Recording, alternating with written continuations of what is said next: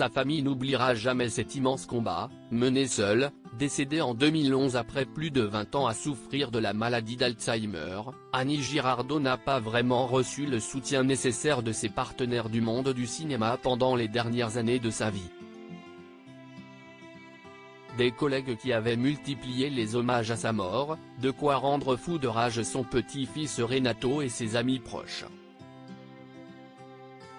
Actrice populaire, Annie Girardot, qui aurait eu 92 ans ce mercredi 25 octobre, était le genre de comédienne qui savait tout faire. Rire, dans les comédies de Michel Audiard. Pleurer, dans le terrible drame Mourir d'Alzheimer, qui reste aujourd'hui l'un de ses rôles les plus marquants. Émouvoir sur la scène des Césars, un soir de mars 1996, alors qu'elle reçoit la statuette du meilleur second rôle après une longue traversée du désert, elle fait pleurer toute la salle avec un discours désormais culte. Je ne sais pas si j'ai manqué au cinéma français, mais à moi, le cinéma français a manqué follement. Éperdument. Douloureusement.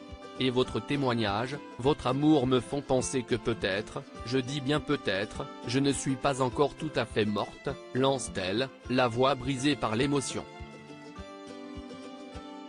Mais si est bien sa mort, le 28 février 2011, qui finit par attrister le monde du cinéma, à 79 ans, elle s'éteint après plus de 20 ans de combat contre la maladie d'Alzheimer et est acclamée par la France entière.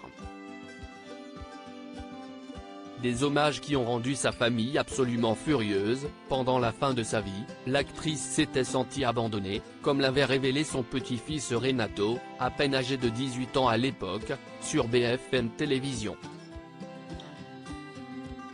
Dès qu'on a annoncé son décès, il y a eu une foule de personnes du cinéma qui sont remontées, dont on n'a jamais eu de nouvelles jusqu'à maintenant et qui, aujourd'hui, viennent témoigner alors qu'on ne les a jamais vus, parce que le cinéma français l'a oublié, avait accusé celui qui porte le nom de son grand-père Renato Salvatori.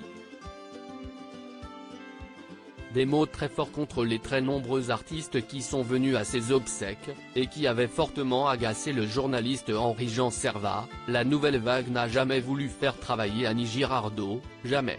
Alors maintenant on vient me dire qu'elle était bonne actrice? Elle n'a jamais eu d'hommage au César, jamais on a célébré Annie Girardot. On l'a laissée crever. Brigitte Bardot avait été encore plus virulente, cette famille-là, celle du cinéma, note de la rédaction, qu'elle aille se faire foutre. Ce n'est pas une famille. Ces gens l'ont laissé tomber, avait-elle accusé. Sa famille présente pour elle Pierre Mondi, qui était présent aux obsèques de la comédienne, avait également dénoncé les larmes de crocodile vues à l'enterrement. De graves accusations, qui font suite à la solitude de l'actrice à la fin de sa vie, après ses derniers rôles, en 2008, notamment avec Richard Boringer et Jane Birkin, la maman de Julia et grand-mère de Renato, et Lola, elle aussi comédienne, ne se souvenait plus vraiment de sa carrière. Et beaucoup, aujourd'hui, doivent regretter de ne pas avoir pris du temps avec elle.